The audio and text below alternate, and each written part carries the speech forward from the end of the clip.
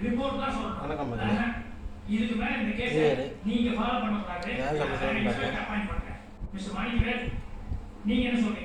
சைவத்தில் பெஸ்ட்டாக சாம்பார், அசைவத்தில் பெஸ்ட்டாக சிக்கன் இருக்கும்போது ரெண்டையும் சேர்த்து சமைச்சேன்னா சிக்கன் சாம்பார் ட்ரை பண்ணுறேன். சாம்பாருக்கு தேவையான ரெடி பண்ணியாச்சு. எப்போ வீட்டில் வைக்கிற மாதிரி சாம்பார் தான். அது கூட சிக்கன் ரெடியாக இருக்குது. சில்லி சிக்கன் கூட ரெடியாக இருக்குது. பாருங்கள் மக்களே, சாம்பாரோட சிக்கனை இப்போ கலந்தாச்சு. இனி கொதிக்க போகுது. கொதிச்சு முடிச்சதுக்கப்புறம் டேஸ்ட்டு அப்படின்னு சொல்கிறேன். சாம்பாரில் புளி வேறு கரைச்சி வைக்கணும். இப்போ காய் வந்துருச்சான்னு பார்க்க போகிறோம். காய் வந்ததால புளி ஊற்ற முடியும்.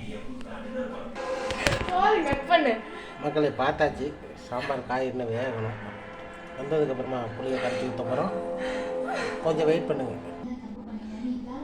பாருங்கள் மக்களே, காய் வெந்துருச்சு. நம்ம புளி ஊற்ற போகிறோம்.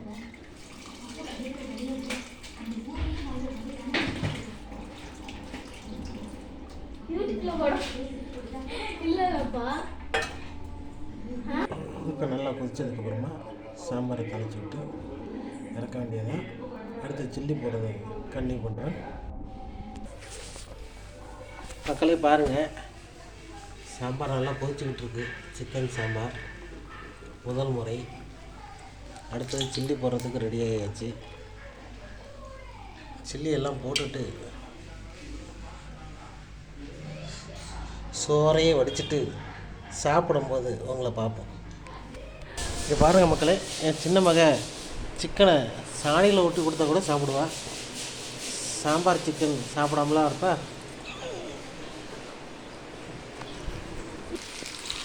சில்லியும் ரெடி ஆகிட்டு தான் இருக்குது. யாராவது சாப்பிட வரீங்களோ வரலாம். நியூ இயரில் இதான் ஸ்பெஷல்.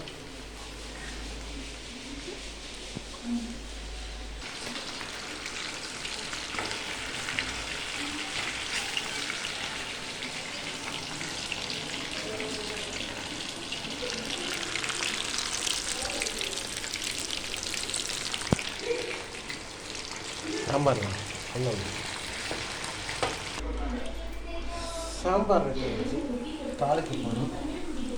தாளிப்புக்கு சீரகம், கருவேப்பிலை,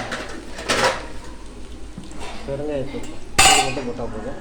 சாம்பார் அடுத்து சில்லி சாப்பிட இருக்கீங்களா? நிறைய டேஸ்ட் பார்க்கணும்.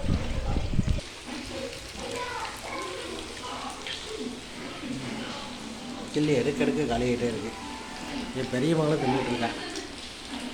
இன்னொன்று சில்லி கூட போட்டு முடிச்சாச்சு. நீ என்ன பண்ண போகிறோம்? சாப்பிட போகிறோம். மக்களே பாருங்கள், சாப்பாடு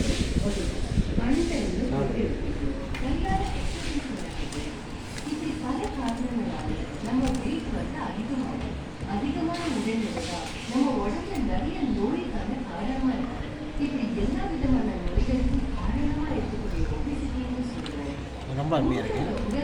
சிக்கன் சாம்பார் சாப்பிடணும்னு சொல்லி எல்லோரும் கிளம்பி வந்துடாதீங்க. அந்த அளவுக்கு செய்யலை. எல்லோரும் அவங்க வீட்லேயே செஞ்சதை சாப்பிட்டு முடிஞ்சால் லைக் போட்டு விடுங்க.